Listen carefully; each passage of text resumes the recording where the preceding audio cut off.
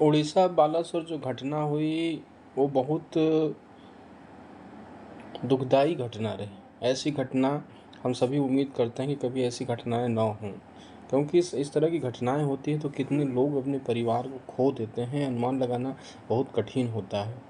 इसमें आप गलती किसकी देंगे, सरकार की दें, किसी व्यक्ति की दें, कर्मचारी की दें, वो तो बाद की प्रक्रिया होती है। लेकिन जिन्होंने अपने परिवार को खो दिया वो अपने परिवार को तो वापस नहीं पा सकते हैं।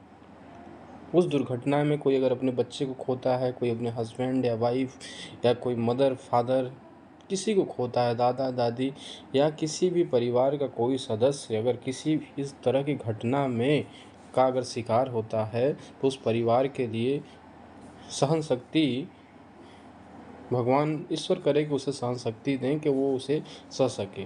क्योंकि अगर मान लीजिए किसी के मदर फादर हैं और एक्सीडेंट हो गया और एक बच्चा ही उस फैमिली में हो तो कितनी बड़ी प्रॉब्लम होगी। ऐसी स्थिति होने पे कई बार क्या होता है कि लोग जो है सुसाइड करने की सोचने लगते हैं, पॉइजन खाने की कोशिश करना शुरू कर देते हैं। रोते रोते उनकी हालत ख़राब हो जाती है, कई महीनों कई सालों तक उस घटना से उबर ही नहीं पाते हैं। जो उस हादसे में शिकार हो गए हैं या ट्रेन में बच भी गए हैं तो उन्हें लगता है कि शायद जीवित रहना मुश्किल है, उसी को सोच सोच के परेशान हो जाते हैं और दिमाग में उसी प्रकार का थॉट चलता रहता है और उन्हें समझ में नहीं आता है कि उभरें कैसे। कई प्रकार जैसे बहुत ज़्यादा घबराना शुरू कर देंगे, बहुत ज़्यादा उनका व्यवहार जो है चिड़चिड़ा होना शुरू हो जाता है, ठीक है।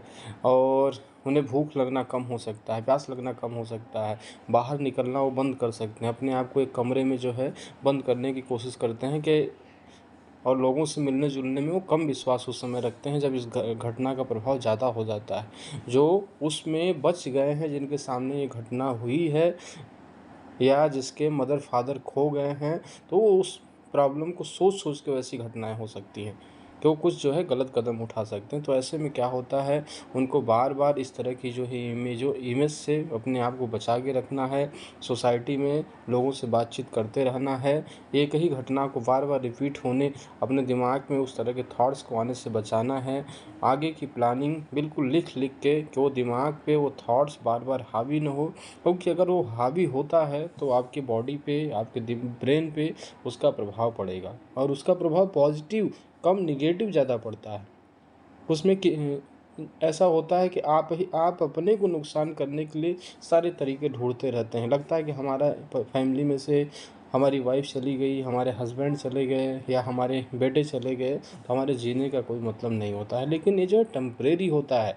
लाइफ में इस तरह के जब थॉट्स आते हैं तो उससे अपने थॉट्स को आपको कंट्रोल करना पड़ता है, क्योंकि वो इमोशनल इतना ज़्यादा डिस्टर्ब हो जाता है कि लगता है कि हमारे जीवन में से सब कुछ ख़त्म हो गया। लेकिन ऐसा नहीं है। लाइफ में धीरे धीरे जैसे टाइम बीतता है तो इस तरह के थॉट्स का जो रेशियो होता है वो कम होने लगता है। जैसे जैसे कम होता है तो आप उस घटना से